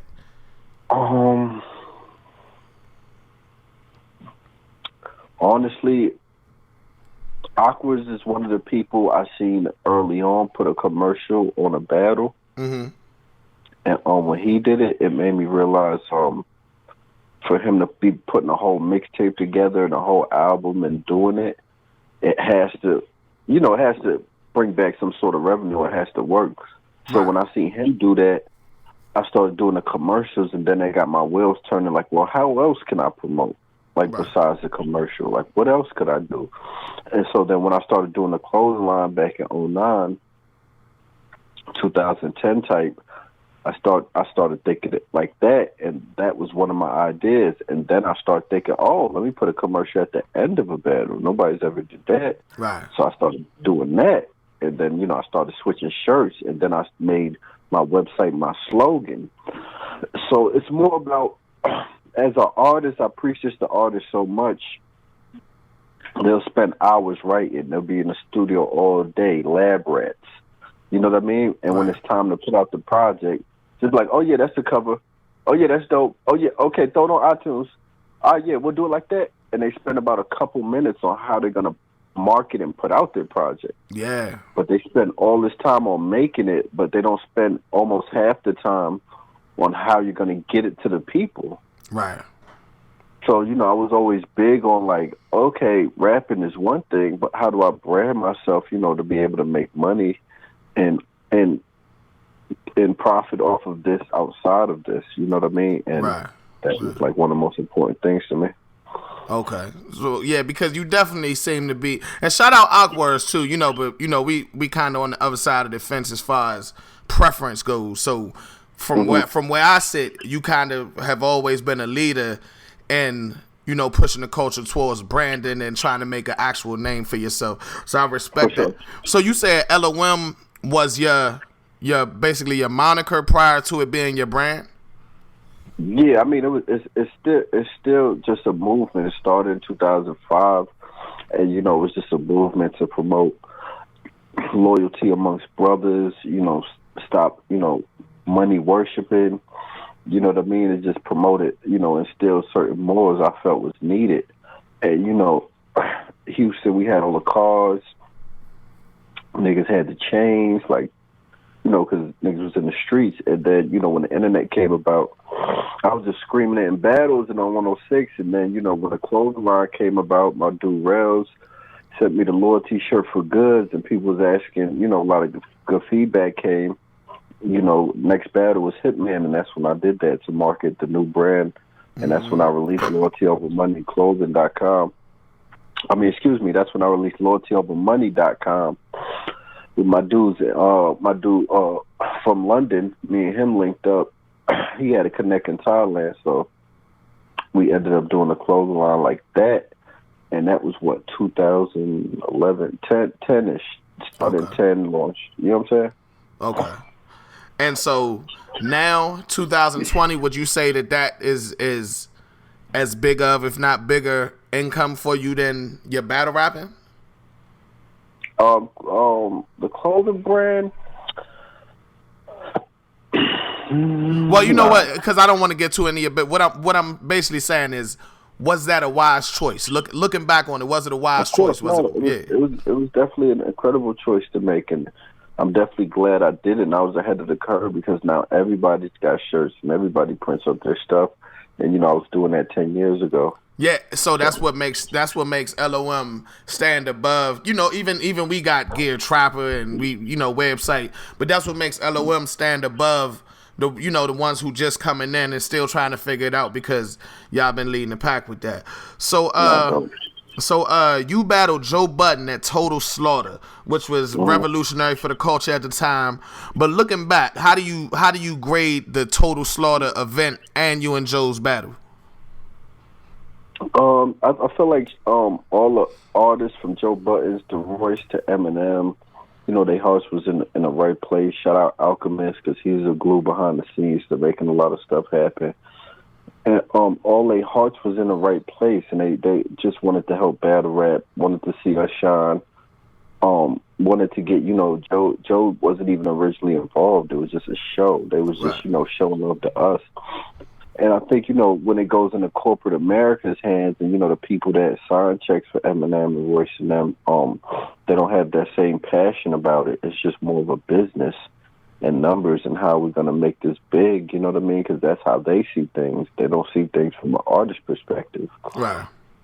So, it was a beautiful thing, when what they had in their hearts. But like I said in my first round, when it gets in the hands of people that are just like corporate, that just have corporate interests, right? Like they don't care really about what battle's dope and who's the hottest. They just want to know if the numbers are good. Can we sell this and does it work? And I think that's what kind of hurt it a little bit, because I feel like if Eminem, Royce, and Joe had say so in everything and was able to call all the shots, it would have been way better. Right. Yeah. So how do you feel about you and Joe's battle in particular? It's not one of my favorites, just because, I was at a real emotional place at that time, going through a lot of stuff, with just having my son and about to move to Florida, a place I don't know nobody, and a lot of stuff I was going through, you know what I mean? Yeah. But do you think that that's, with your whole crazy fire career, is that a notch on is that a head on the wall? Is that a trophy for Hollow still? Or because of the way it turned out, not so much? I guess for the fans, more of it. It is for me too, but not so much because of how it turned out and how it was played. But I can't downplay it. That's Joe Budden shit. Like, you know what I mean? Like, that's a big look. Because I battled him, it's a lot of people who came up to me and was like, I started watching you when you battled Joe Budden. You know what I mean? So I can't even act like, that didn't help me a lot. Okay. All right, I respect it. So, we coming down to the final stretch. I appreciate you for holding it down with me, too. So, I got like 6 joints left, though. All right. Okay. So, and definitely not to rush your career, but it's more about how you got where you got than right now. But even right now, you have more notable performances in the last couple years. You got Pat Stay, Tay Rock, Disaster. You actually already answered this question, which was which of these stand out the most to you? And I'm assuming that would be Disaster, right? Out of Pat Stay, Tay Rock, and Disaster. Well, just out of the since the Joe Budden battle. What? Oh, well, I battled Charlie Clips after that. Right. I battled Pat. I battled Tay Rock. Right. So I would say those stood out the most. I would say the Pat Stay battle. It's one of my favorites when we did the 1 round in London. Yeah, the 1 rounder was better than the 3 rounder. Exactly. Well, it's hard to compare, but it's definitely an incredible. Because if we kept going in that 1 round, it might have just turned out just how. It's hard to tell. Right, you know what I mean? But it was still incredible, and I really appreciated that battle. Yeah. So I actually love all of them joints. I love You vs. Clips. You vs. Rock is very, very, very fire, and I love You vs. Diz and You vs. Pat, the first one especially. Okay, so you also seem to have had some unfinished business type of battles, the John, the Math, even the Arsenal. Was it a reason for you going down that path with the unfinished business type of battles? My reciprocity time, I felt like, reciprocity was old for me for Arsenal. And then, reciprocity was old to John, because I did, regardless of if he ran with a story that's not true, I feel like he made stuff up and made people believe stuff. I still, swung on him and punched him first. Like, You know what I'm saying? He wasn't trying to fight. He didn't come in there to fight. So, you know, I feel like I kind of owe him that. And the same thing with the math battle. Like, he felt like me doing the body movie and you know, because that's where it originates from, you know, no matter if, because I'm sure even you probably think Math was mad at me because of the disaster battle, right? Well, actually, I just looked at the disaster battle, and it was already implications that it was some friction there. So obviously, I mean, I don't think that personally. It was already, I know some friction there. So already. why do you think? Why did you think that me and Math had a problem with me? I knew it had something to do with disaster. I just didn't think it was specifically because of the battle. Well, yeah, that's what he says, and a lot of people say, because it makes it look like, you know, it was my fault, which, you know, it's both of our faults. You know, when two parties play into something, it's both people's fault. So, you know, it was originally from the body movie, though. You know, he started, you know, he put out a few diss songs, and he put out a blog with Doggy Diamonds, you know, getting at me, like, you know, saying I don't fuck with Hollow, he ain't keep it real. You know, stuff like that. So out of spite, you know, I battled disaster. And, you know, most people don't know that was a reaction. Because, like I said, I don't really speak on these things too much. Right. But, okay, I'm trying to remember why I'm even speaking on this period. Okay, yeah, so that's why I feel like I owed.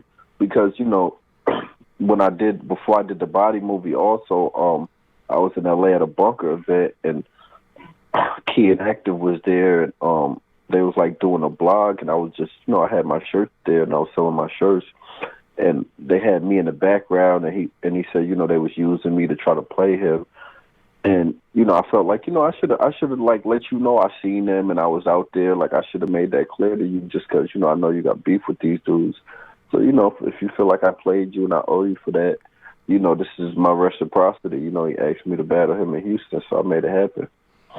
Okay. So, I mean, by reciprocity, basically, you kind of feel like you owe them that, but no, I don't owe. It's just giving back. It's just giving back for. I mean, reciprocity. I'm actually just using that word because it's one of my new big words. I'm not even using it right. Okay. Yeah, because reciprocity is pretty much.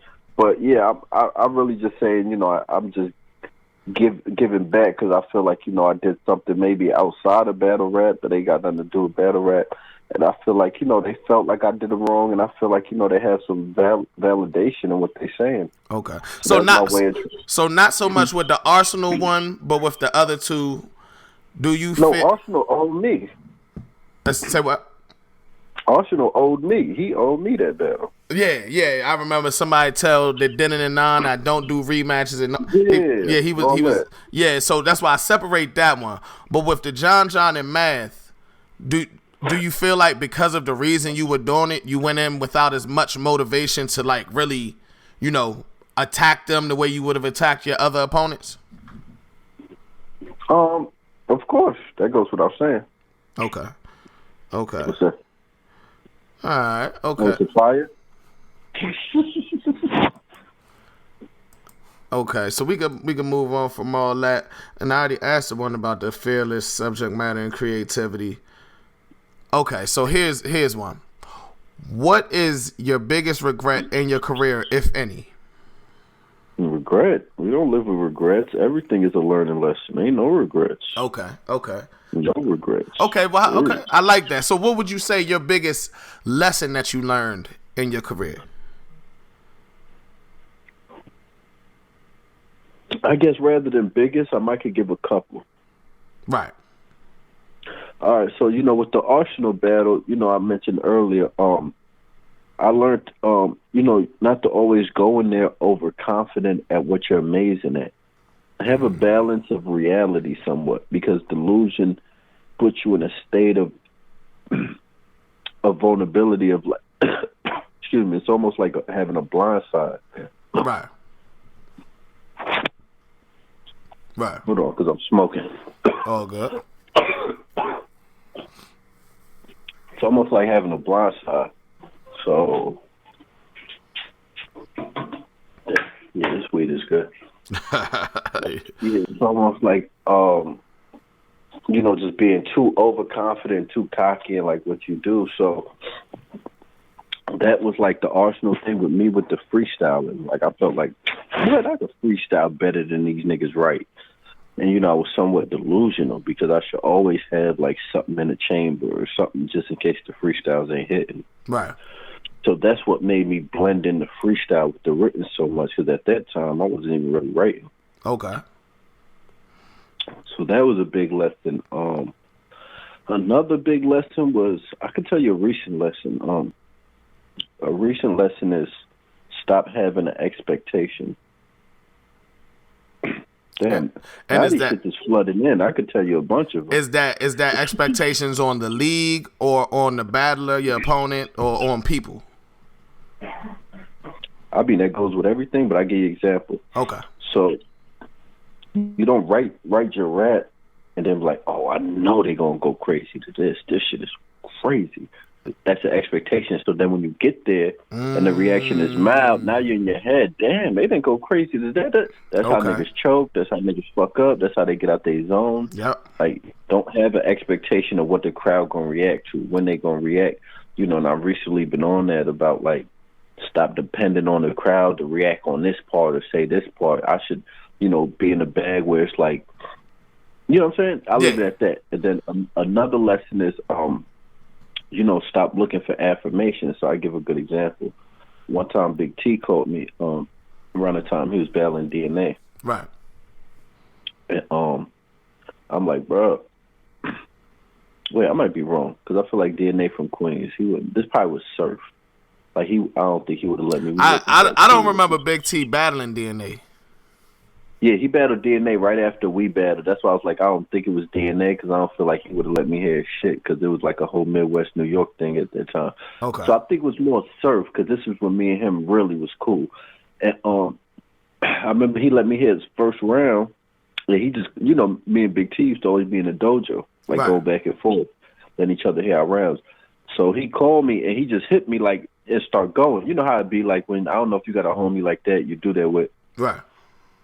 But you could just call him and go. You know what I'm saying? Y'all talk so much on the phone. Yeah, right. So, I do that with Ryder. That's how we rock. Yeah. Okay, yeah. So he just hit me and went, and he spit his whole first round. I'm like, all right, cool. So I end up hanging up the phone. He called me I called the next day. I'm like, what you doing, G? He like, shit, I'm rewriting my first round. I'm like, what, the shit you let me hear last night? He like, yeah, nigga, I ain't gonna lie. I'm starting to think this shit ain't that crazy. I'm like, why? He like, nigga, I spit that shit to you last night, nigga. You barely reacted to anything. Hey, yo, it's not a battle rapper listening to this right now or that could hear you say that has not been there. I've definitely been Period. there. I've definitely been there. But peep this, though. I'm like, oh, I forgot you spit your round to me, nigga. I was leaned out last night, my nigga. Yeah. That shit was crazy. I just wasn't reacting because I was dranked out, nigga. He was like, for real? I'm like, my nigga, dead ass. So I really started thinking when that shit happened, I'm like, yo, like, we really depend, like, because think about it, like, me knowing, let's say you like gun bars. Right. I'm thinking in my head, oh, when I get to this AK bar, he gonna go crazy. Oh, when I say this, and you don't react to that bar, now I'm questioning it. Yeah. Now it might not be that fire to me. Yeah. You absolutely right. When I learned that, I really stopped sparring. Like, I don't let people hear my stuff, and if I do, it'll be just a few bars. Like, I stopped doing that because I learned you really expecting something from somebody, and when you don't get that, you start to question yourself. Yeah. You should know it's hot. Yeah. You know what I'm saying? So. Hell yeah. Yo, everybody does that. And that's basically, actually, you know, I'm definitely not Hollow the Don or nothing, but even in my battle career, I've learned to stop rapping my shit early because I don't want to get that discouraged feeling when somebody don't react the way I want them to, and I'm like, damn, is that shit whack or something? Like, what? Yeah, I mean, but you can never. And then you don't know what mood people in. You don't know what people going through at the time you spit it. They might feel it, but they might not give you that feedback you expect. The worst shit would be the nigga that is sitting playing his phone while you rapping though. That's the worst. That's the worst nigga right there. That's what's up. You know what I mean? All right, so Hollow the Don, are you the best freestyler in the game still? You know, that ain't for me to say. You know, I posted on my gram, you know, when I do a video and say I'm the best freestyler in the world, because, you know, I'm just doing a video talking shit, but I'm not going to just sit here and say that's, you know, for the people to say. And that's for people to prove. If niggas think they a better freestyler than me, why don't they prove it? Is my thing. Damn. So that's what I'm on. You got Okay. to prove that. You can't just say, "Oh, this guy's a better freestyler than Hollow because he did this in the battle." Yeah, but he ain't did that in front of me.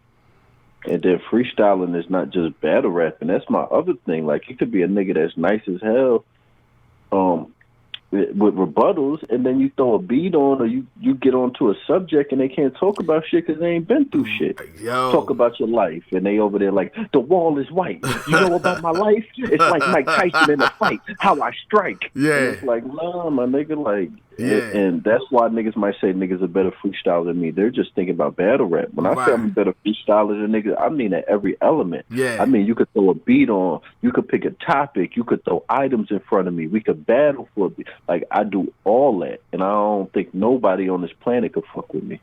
Okay. Talking shit.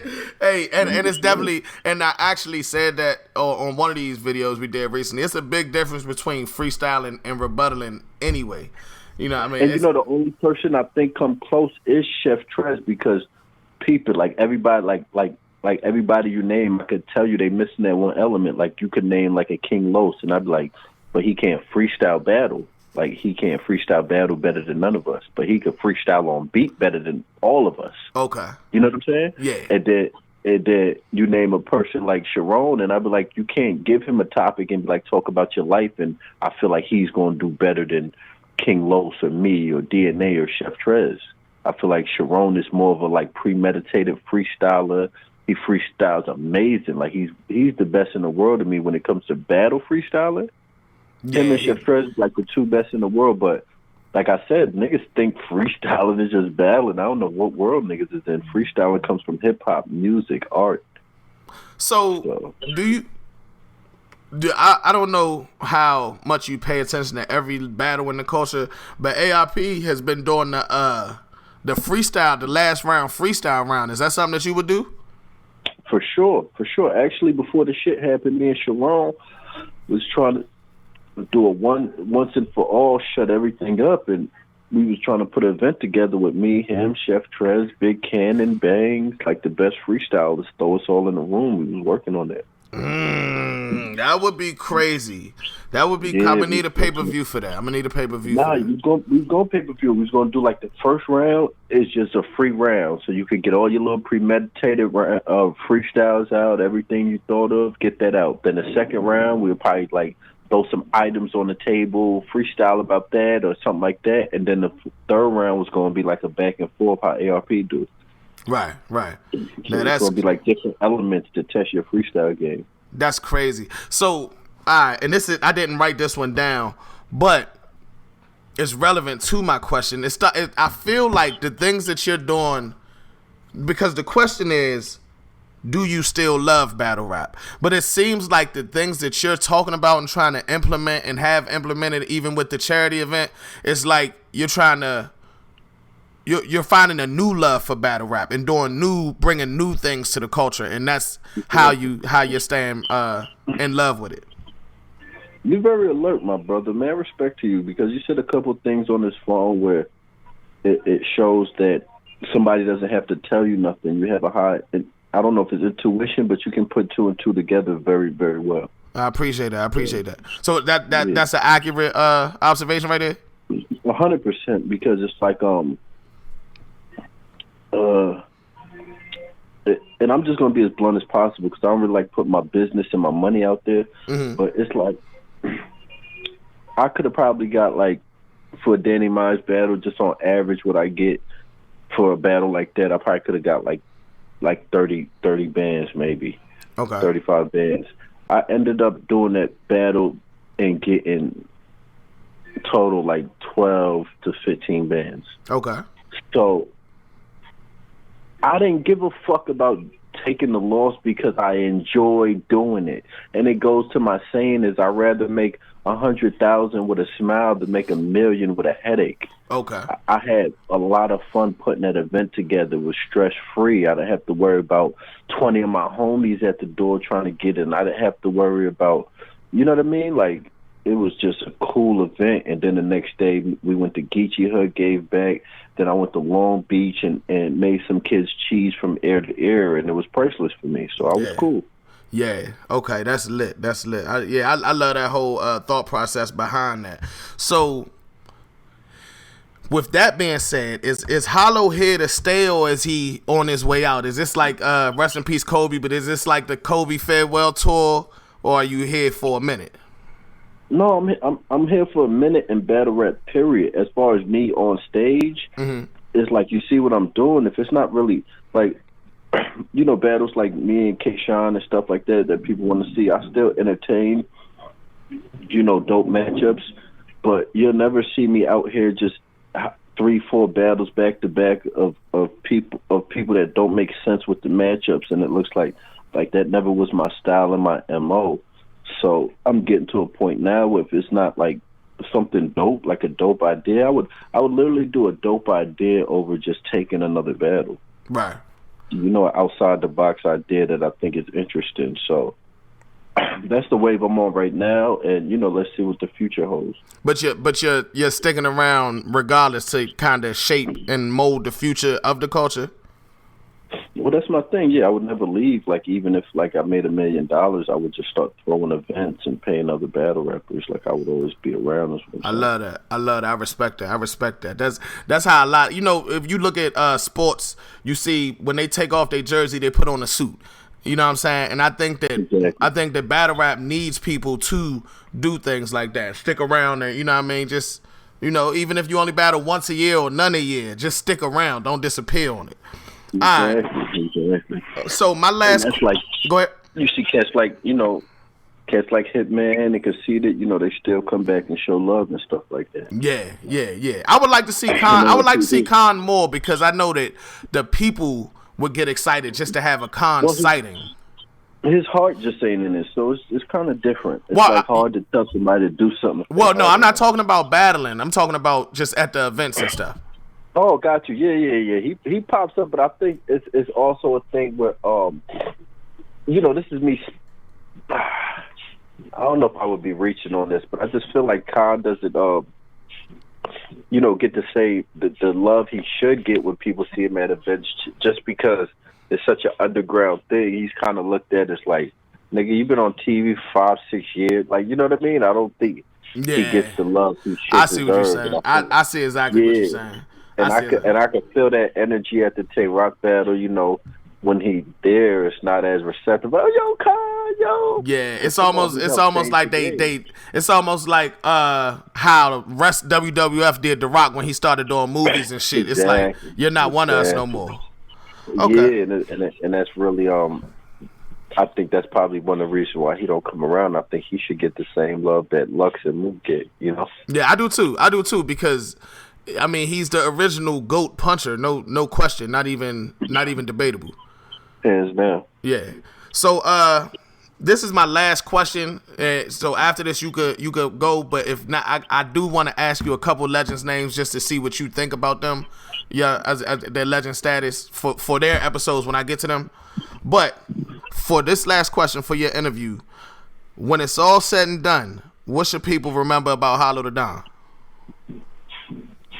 Loyalty over money. Okay. I respect it.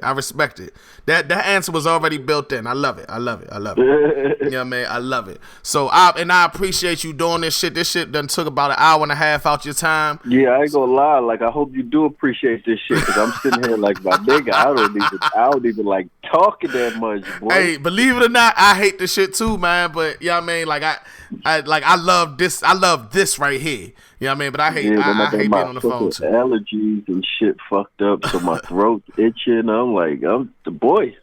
Yeah, I will. My bad. Okay, so let me limit this then, because I was gonna try to ask. No, go ahead.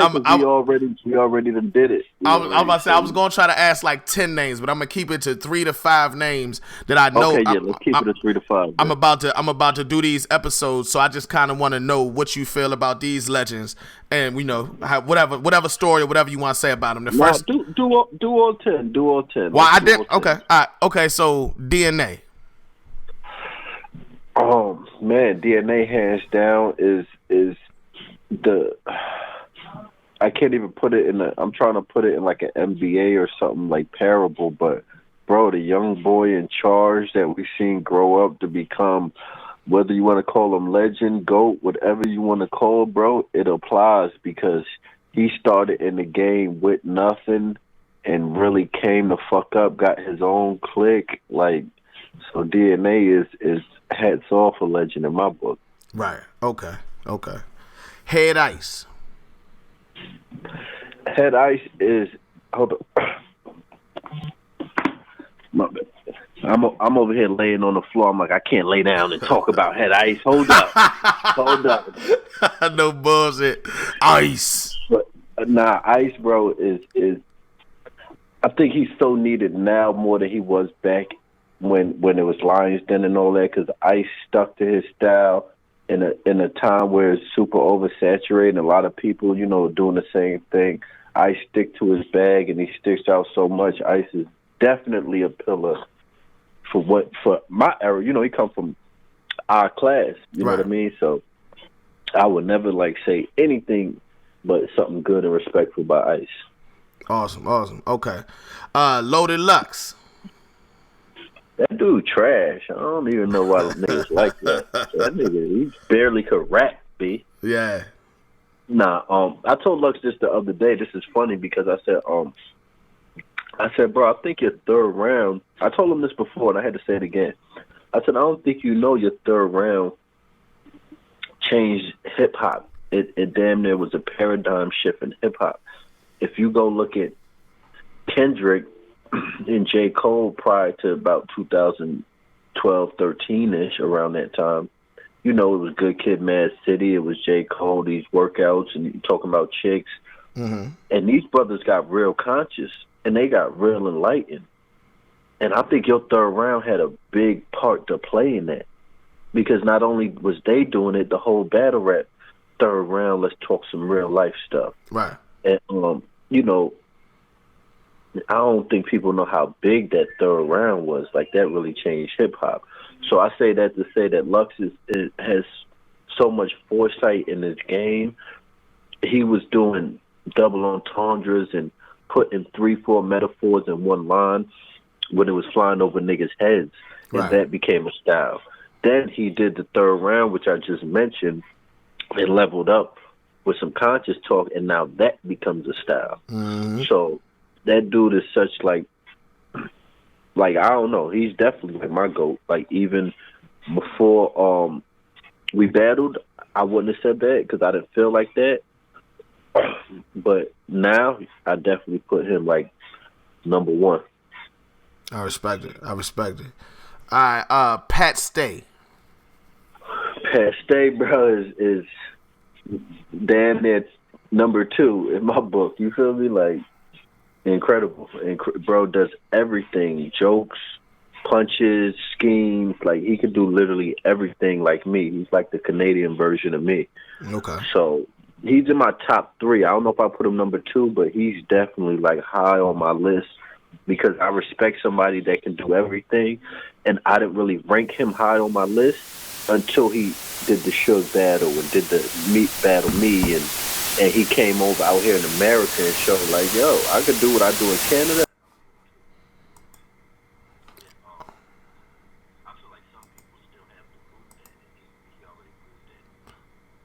Yeah, I think that Pat is a threat. He's one of the hardest people to beat. I don't even know if I've seen him just lose clearly.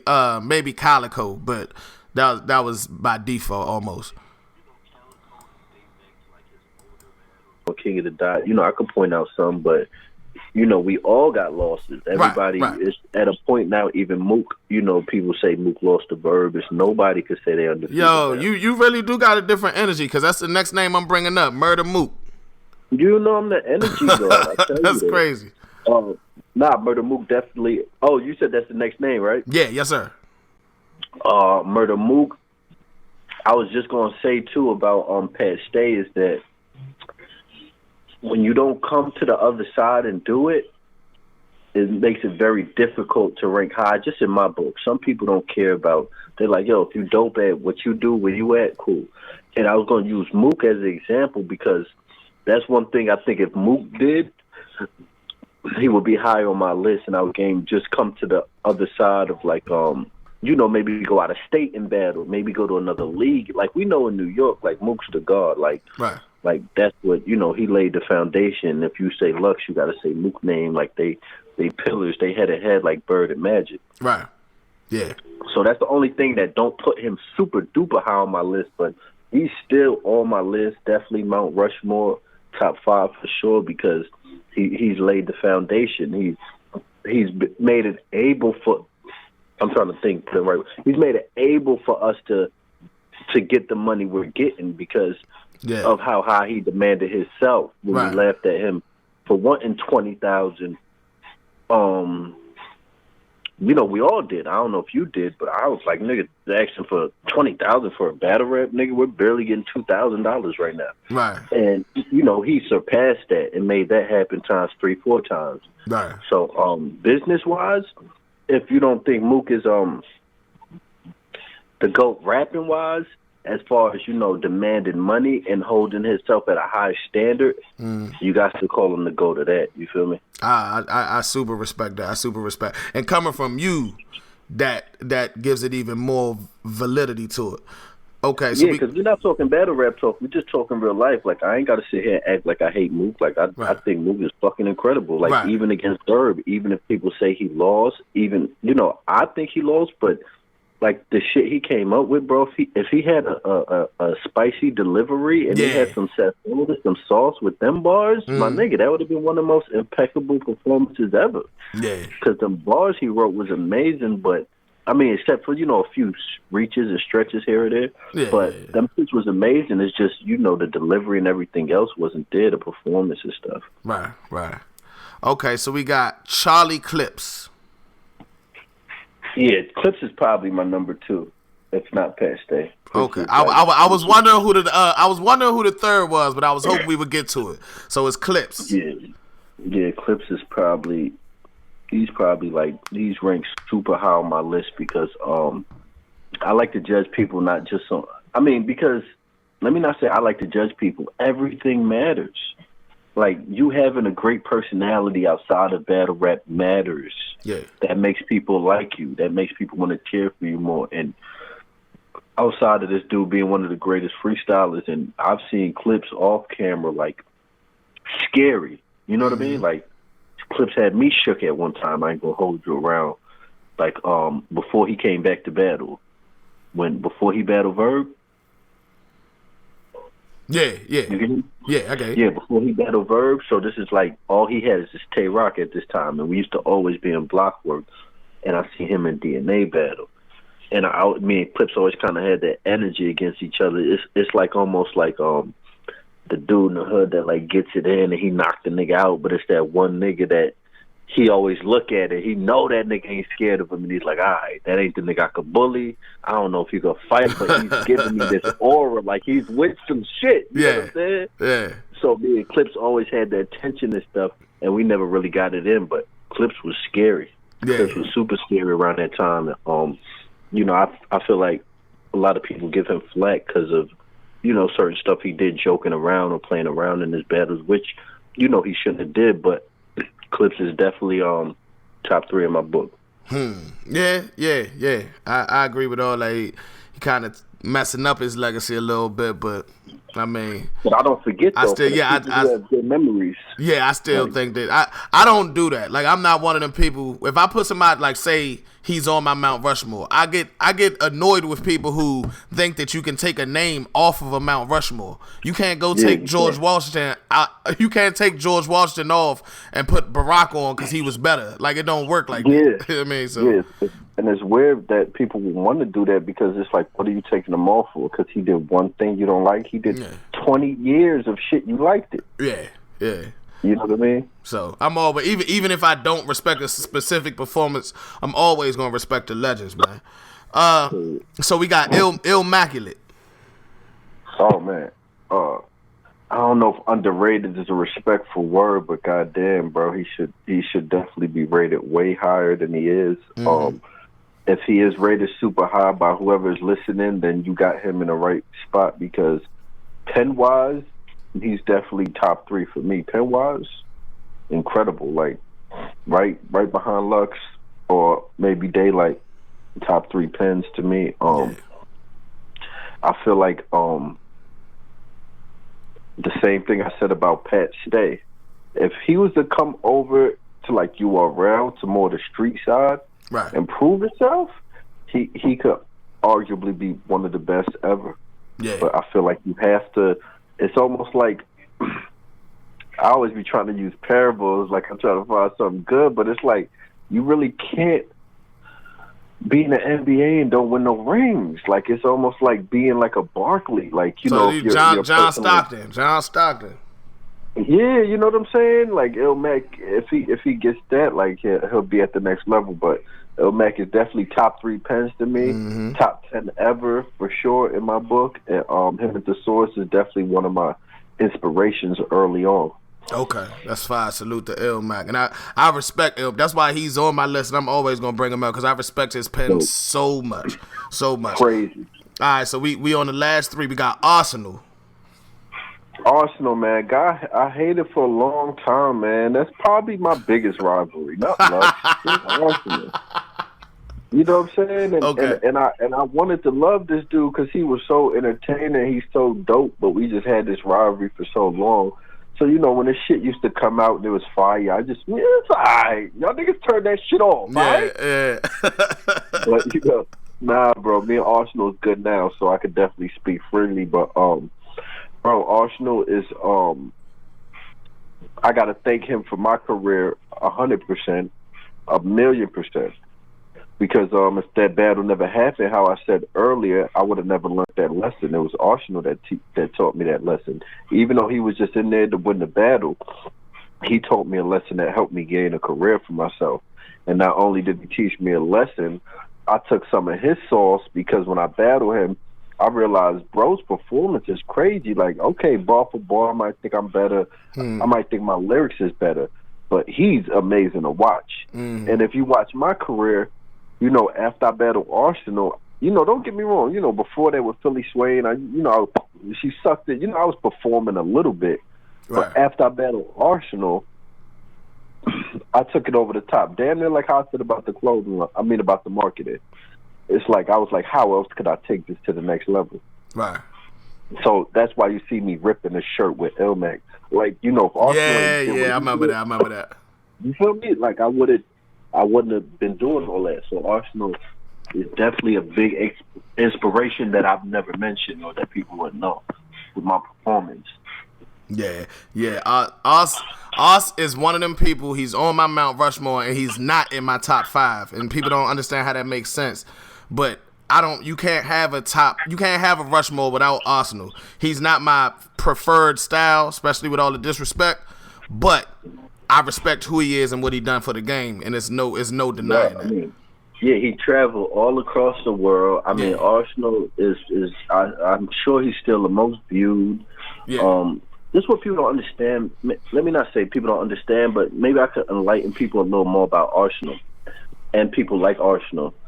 You know, punchline heads and super battle rap fans might say he's whack and he's not lyrical, but Arsenal is that person that you could be like, yo, baby, come here, come watch this with me. And your girl could sit down and watch. Or a person that never watched battle rap could sit down and check it out and still enjoy it. Right. Because they don't got to go deep into the intricacies of what you said or who is this person he's mentioning. And Arch has that style where he just feed it to you right there, and it's amazing. Yeah. My baby mother said, I took her to an event. I took her to the one where you battle with Lux. Y'all 2-on-2. And she said, I want to take a picture with Mr. Disrespectful. I'm like, bitch, you about to get disrespected. Fuck wrong. Calm your ass the fuck down. You being disrespectful. You know what I mean? I did that shit where you act like you taking a picture of them, but you really take a selfie. That's funny. You're hilarious. Yeah. But, okay, so this one... throw to the left a little bit, but we got to give it up for the ladies. I got 40 bars. 40 bars. Why wouldn't we give it up for the ladies? Yeah.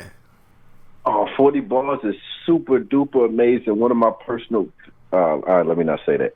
I was gonna say one of my personal favorites to look at. I mean, she know that. Come on, 40. Yeah. You know this, 40. Yeah. Stop it with them shorts. She been showing off a lot lately too. Yeah, come on. What else could I? But now, as far as rapping wise, though, 40 is Let me think before I say this. She's the best pen. She's the best pen in female battle rap. She's the best pen. I don't think nobody pen can fuck with hers.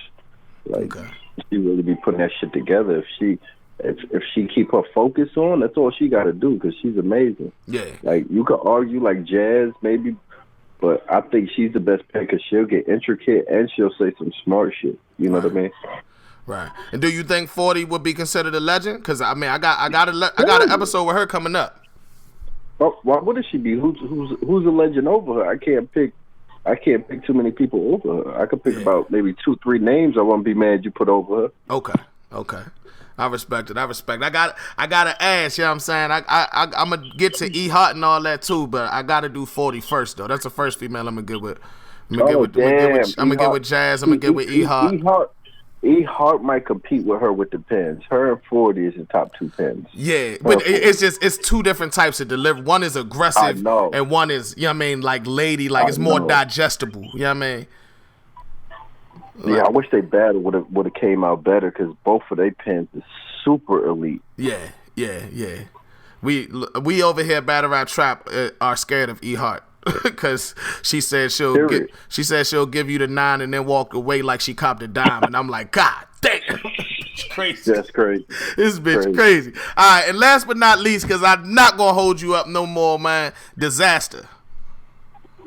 Disaster is disaster. Me and Disaster have a relationship where we go back and forth, but no matter how much me and Disaster go back and forth, bro, he is incredible. He is God tier. He invented God tier, so you know he's God tier. And he just has to do what I said Pastor Day did, in my opinion, and he'll be like top 3, top 5. He might bump, somebody. He might bump Pat out there, but I feel like against Rock, and when you come up, more on the street side on doing the smack, he got to prove himself. It still ain't been proven, so it's very difficult for me to put him like above Pat.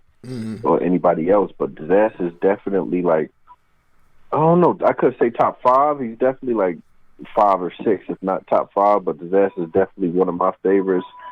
Most lyrical wordplay, like his pen is up there too. He's up there with my pens too. So like Disaster, like all of these people you mentioned, and let me say, yeah, pretty much all the dudes you mentioned could definitely be Mount Rushmore, like without a doubt. Yeah, they all in the conversation.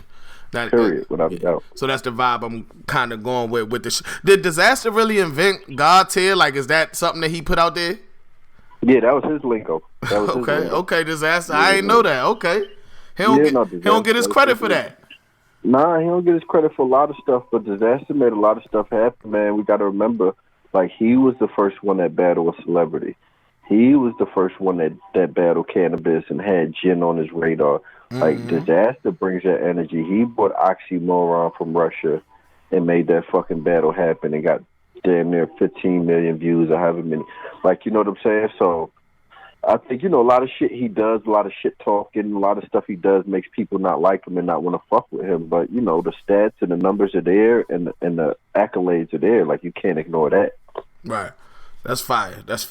Other than that, bro, I really appreciate you like a lot. This is real big for this series, man. I ain't gonna hold you. If there's anything else you want to say, though, you got the floor. Nah, man, I just want to say I appreciate everybody that reaches out and stuff. It's stuff I've done in the past where, people hold you to it and hold grudges against you. And sometimes, life is about growing, and life is about, checking the other side, because you don't know maybe the person you could become if you really gave people a chance and checked that other side. So I just want to let people know, like, never judge somebody from like a first meet and a first time, you dealing with them, because you don't know what a person's going through, what's on their mind. So, always give people another chance is pretty much, what I want to drop before we leave out of here. Yeah, I definitely appreciate. Oh shit, that shit contagious. No, that's what I'm saying. We all, like, I've been on this phone feeling like, man, I was coughing from the weed. Now I'm feeling like I got the Rona. Yeah, I don't know, man. I'm about to put the weed in my system now. I can't ask questions hot, so I had to wait. But I'm definitely about to get lit now. I appreciate you, my nigga. It's 4 in the morning, I'm thinking about money. I need it, I want it, I can't even sleep. Could be gone any moment, know the cops looking for me. I'm not stopping or slowing, cause I gotta eat.